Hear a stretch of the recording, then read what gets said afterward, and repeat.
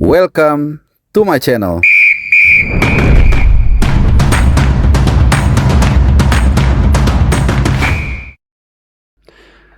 Ya, 65 hari lagi Indonesia akan menghadapi partai yang sangat penting di Gelora Bung Karno. Tim nasional Indonesia akan menjamu China di laga matchday ke-9 di kualifikasi Piala Dunia 2026 round ketiga. Ini pertandingan yang bisa jadi memutuskan apakah Indonesia bisa lolos setidaknya ke round 4 atau kita harus kembali berjuang di partai terakhir yang tentunya sangat berat di Osaka. Ya, kita akan menghadapi Jepang di partai terakhir dari grup C.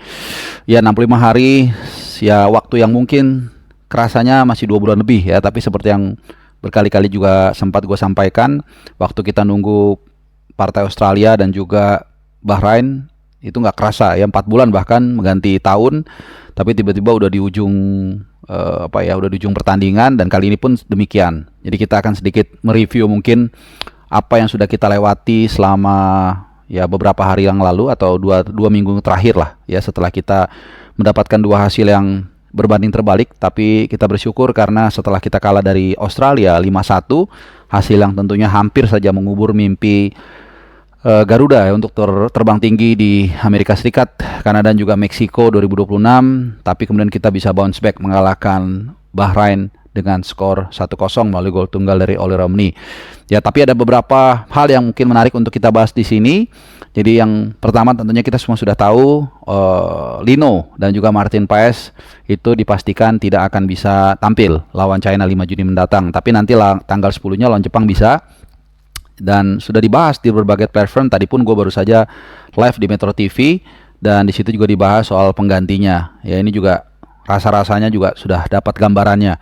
Kalau Martin Paes ya hampir pasti akan digantikan oleh Emil Laudero, dan waktu tanggal 26 pun ya Emil sempat berbicara langsung, dia mengatakan saya siap tampil lawan China. Jadi ini kesempatan buat dia untuk membuktikan kalau dia bisa berkontribusi juga untuk tim nasional kita dalam upaya untuk meraih tiket lolos ke Piala Dunia pertama kali sepanjang sejarah Republik Indonesia. Nah, yang kedua adalah posisi Lino. Kalau posisi Lino memang masih banyak variasi, masih banyak diskusi, masih banyak perdebatan, dan ini menarik karena calon-calon penggantinya di sana ini cukup banyak yang mirip. Artinya posisinya sama walaupun punya karakteristik yang berbeda. Mungkin seperti Egy kita lihat ini juga punya potensi menggantikan Lino.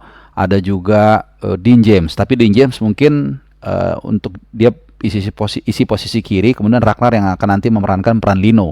Atau mungkin juga ada Eleanor Reinders yang ya kemarin tampil sebenarnya so-so lah, nggak dibilang jelek tapi nggak bisa kita bilang impresif juga, tapi dia punya potensi untuk itu, dan di Eredivisie pun dia cukup dapat minute play walaupun nggak selalu sebagai starter, atau bahkan Ricky Kambuaya.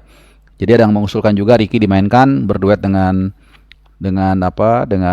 Joe Pelupesi, meskipun dia nanti akan lebih ke depan, dan mendorong juga Tom Haye agak lebih ke depan lagi. Jadi macam-macam nih pengganti dari Lino yang tadi gue bilang dipastikan absen lawan China. Nah, soal persiapan, karena kita kemarin sudah beberapa kali ketemu para pemain, jadi diharapkan chemistry-nya lebih ketemu lagi. Sehingga kalau ditanya apakah perlu lagi kita pemain diaspora, menurut gua nggak perlu dulu.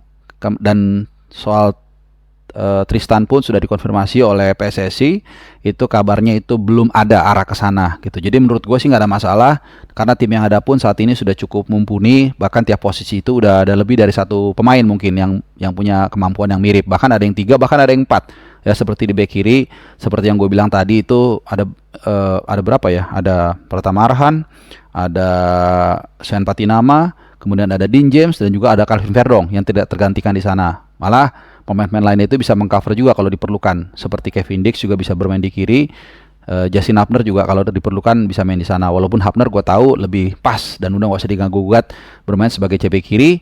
Kemudian juga Jait Ses sudah pasti sebagai kapten dan juga CB tengah, dan kemudian juga Rizky Ridho yang kemarin di laga melawan Bahrain tampil sangat heroik ya di CB kanan.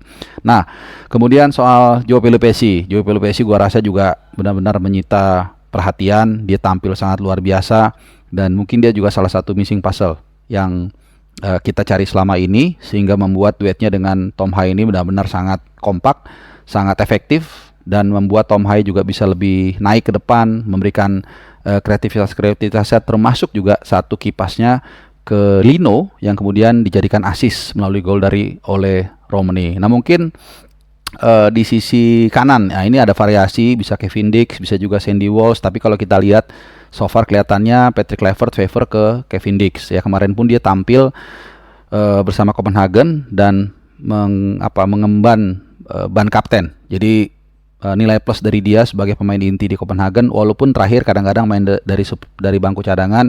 Ada yang bilang karena dia mungkin mau pindah ke Mönchengladbach sehingga dia agak sedikit dirotasi gitu ya, supaya terbiasa pemain back kanan barunya. Kita nggak tahu, yang pasti dia tetap menjadi pilihan utama di Mönchengladbach dan masih berkompetisi juga di Eropa gitu. Jadi ini nggak terlalu masalah lah. Yang mungkin akan menjadi tantangan adalah nanti siapa yang menggantikan Lino, karena dalam 4 gol terakhir Lino itu selalu berkontribusi. 2 gol langsung menghadapi Saudi, lalu 1 dia assist ke oleh Romney. Nah soal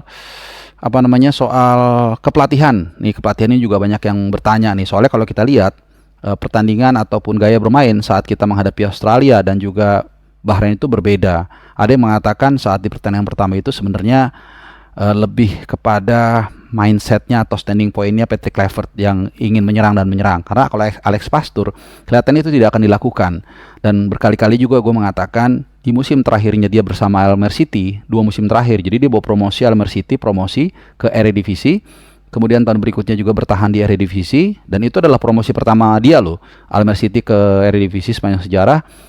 Dan kemudian berhasil dipertahankan musim berikutnya, itu dia mencatatkan gol paling minim kedua sepanjang dari seluruh tim Eredivisie. Artinya karakteristik dan filosofi dari Alex Pastoor ini adalah pragmatis, which is nggak ada masalah. Dan itu bisa kita lihat pengejawantannya saat Indonesia menghadapi Bahrain. Di situ dimana ball possession kita hanya sekitar 46% kalau gue nggak salah, nggak sampai 50%. Intinya lebih banyak Bahrain, tapi kemudian poinnya lebih banyak kita, kan itu yang lebih penting. Jadi berkali-kali gue mengatakan kita jangan terbuai, jangan silau dengan ball position, jangan silau juga dengan main cantik, karena yang dihitung lolos nggak lolosnya Piala Dunia dari kualifikasi kali ini bukan dari ball positionnya, bukan dari eksplosifnya permainan kita, bukan dari ball position, melainkan dari poin yang kita dapatkan.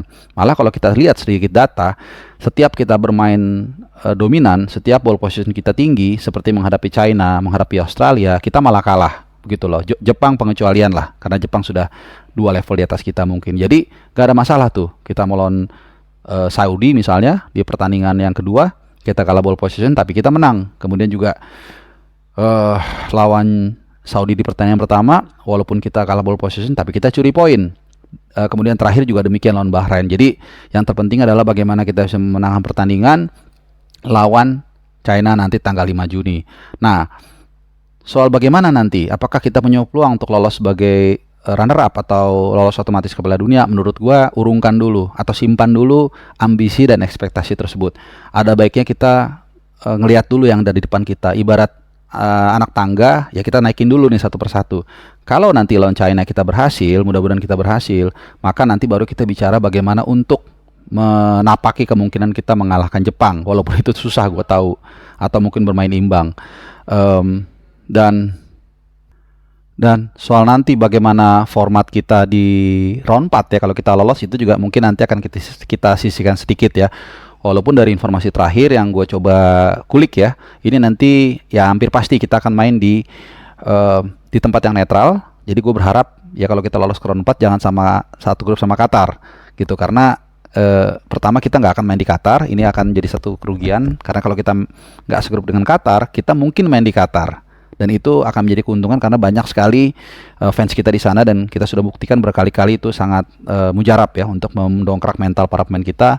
Dan tentunya kalau kita satu grup dengan Qatar ya kita tahulah Qatar seperti apa. Dan kemudian yang kedua adalah kalau nanti lolos ke round 4 itu kita tidak akan mungkin lagi dengan satu tim yang sama. Jadi misalnya nanti 3-4 yang lolos Indonesia sama Saudi. Nah itu kita nggak mungkin sama Saudi di round 4 nanti gitu. Walaupun seperti yang gue bilang tadi, itu kita skip dulu. Yang penting kita fokus ke pertandingan lawan China. Dan kita berharap semua pemain itu fit. Ya, karena ini sudah mendekati akhir musim, ada beberapa klub mungkin yang sedang title race, sedang masuk gigi 5 atau mungkin avoid relegation seperti Venezia. Nah, kita berharap ya mereka tetap fokus, nggak apa-apa, harus, karena itu adalah klub yang membayar mereka. Tapi juga jangan sampai mereka kemudian lantas cedera dan kemudian absen membela tim nasional kita. Nah, teman-teman semua, bagaimana kalian melihat perkembangan ataupun proyeksi tim nasional kita dalam menghadapi China nanti? Tentunya 65 hari lagi, ini waktu yang tidak lama. Kita nggak sadar, tahu-tahu nanti sudah bulan April, nanti tiba-tiba udah bulan Mei, kita 5 Juni nanti akan menghadapi China dan juga 10 Juni menghadapi Jepang. Alright teman-teman semua, terima kasih, selamat berlibur dan ya terima kasih sudah menonton. Adios.